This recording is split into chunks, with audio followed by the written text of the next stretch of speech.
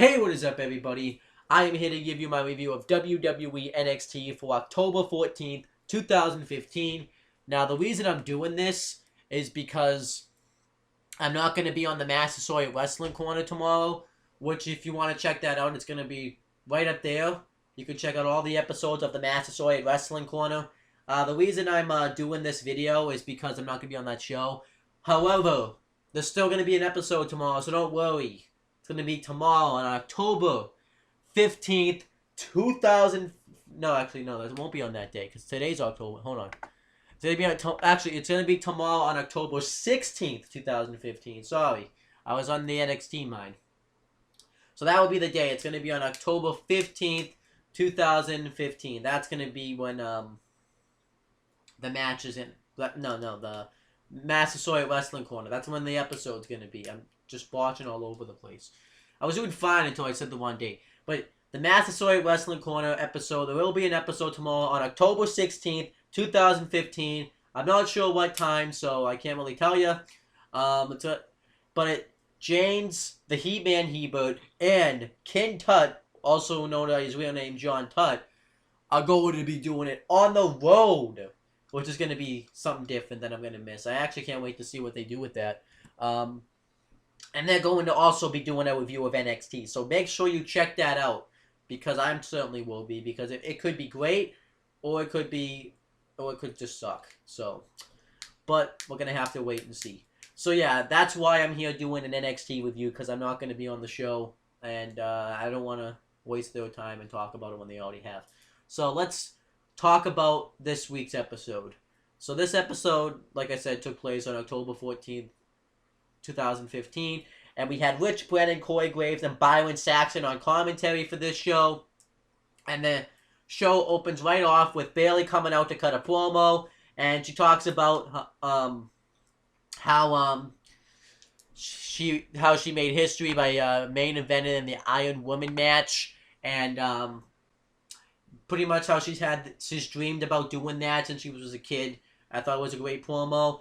And then Blake Murphy and Alexa Bliss come out, and Alexa Bliss acts like she appreciates what she did. She thought she made history, and she starts crying a little bit, and just said that we can do this together. They hug, and then Alexa Bliss takes the NXT Women'S Championship, and Bayley can't get it because Blake and Murphy are standing in the way. And Alexa Bliss say they don't have a lot of things in common, but they both want the NXT Women's title. And then she throws the title back. It was a great opening segment. It made the woman were featured awesome. And this match could be good, you know. I never really seen them have a match before, but I think this could be good. I think originally Eva Marie was supposed to be in this spot, but then she screwed up, and I wouldn't blame her. I think she's gonna end up getting fired, because I think she should. And I think that I'm glad Alexa Bliss is getting this spot. I'm glad that's happening. I actually think Alexa Bliss and Bayley could work. So that would be cool. So then Finn Balor and Samoa Joe get interviewed, and this was after they won the Dusty Rhodes Tag Team Classics last week, and William Regal comes up and congratulates them, and Samoa Joe says that he could have gone about this any different way. He says that he hasn't lost a match since he's been on an NXT, so he wants to face Finn Balor for the NXT title, and Finn Balor's fine with it. But William Regal says, hey, we've been focused on the Tag Team Classics. Just like that, we're going to have a Battle Royal next week to see who wins this thing. Like, to see who becomes the #1 contender. And Samoa Joe isn't happy about this, but it's happening. So, I like this segment. It was good. So then Ty Dillinger's backstage. He's going to be in the Battle Royal, and he cuts a promo talking about how he's going to win the thing and uses his Perfect 10 gimmick. And Apollo Crews and Rhino pretty much cut the same promo afterwards. And I like that they did these segments because it builds up the Battle Royal. And Rhino even said that when he won the ECW title, he revolutionized, and he's going to do the same thing with NXT. So I thought this was great. So then we get the Vaudevillains versus Angelo Dawkins and Sawyer Fulton. Good match here. The Vaudevillains win with the Roland Dervish. I liked it. And afterwards, the Mechanics cut a promo backstage, and they say that they should be the #1 contenders because they beat the Vaudevillains in the Dusty Rhodes Tag Team Classics, so they should automatically get the titles, which is a good point. And they cut a promo on Enzo and Cass because they're facing them, I think, next week, but I'm not exactly sure. And then afterwards, and we talked about this on the Master Story Wrestling Corner. It shows Dana Brooke injured backstage. We already talked about that, so we don't need to talk about it again. But it shows Asuka coming up. I thought that was great. And then we get Evie versus Nia Jax. Nia Jax finally makes her debut, and this was Evie's debut too. And Nia Jax just kills her, and she wins. I don't remember how she won though. So I remember Nia Jax won, but I don't remember how she won. So she won.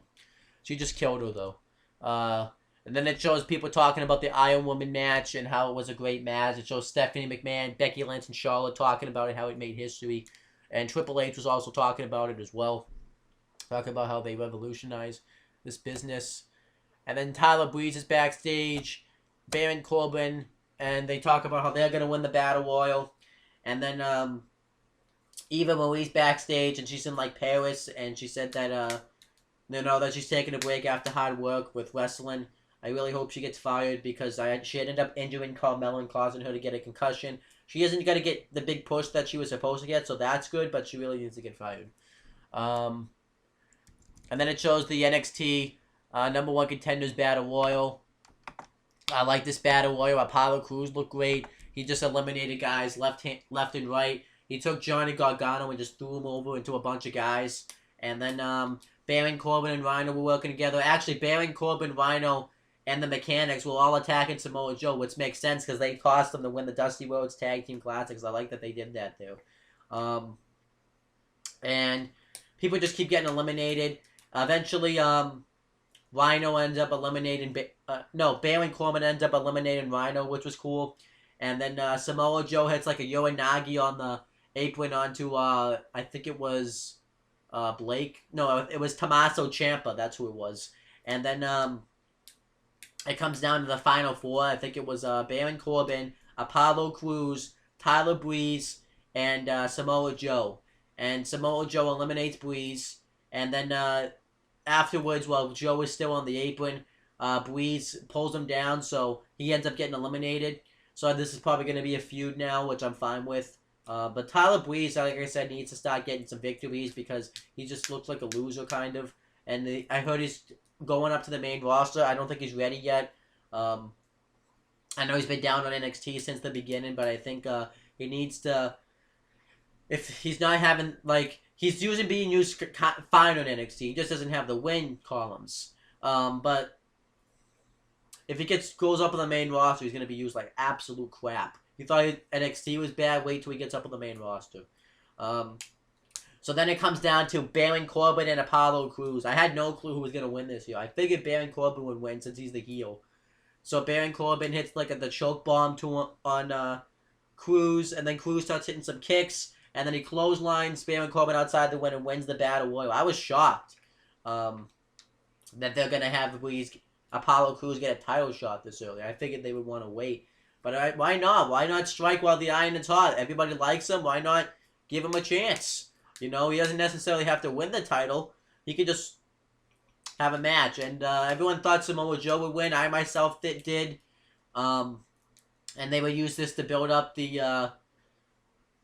what's it called? The build up to the match in the UK when they go into at the NXT takeover when they go at the NXT takeover when they go to the UK.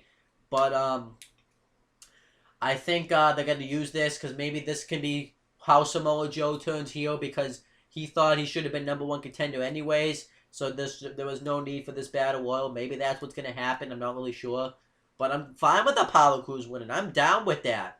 Everyone's complaining because he thinks it's too soon. You know, he doesn't necessarily have to win the belt, but why not put him in that big spot? And I think that could be a good match. Finn Balor versus Apollo Crews. It could be a great match. And I'm fine with him going over. I'm fine with that, you know.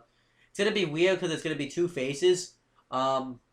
They could even have Apollo Crews win and have Samoa Joe chase him for the belt. I wouldn't complain to see that. They could have a triple threat match at the takeover with Apollo Crews. Maybe Samoa Joe causes a DQ. And then they set up a triple threat and Apollo Crews wins that. Or Samoa Joe wins. I wouldn't complain.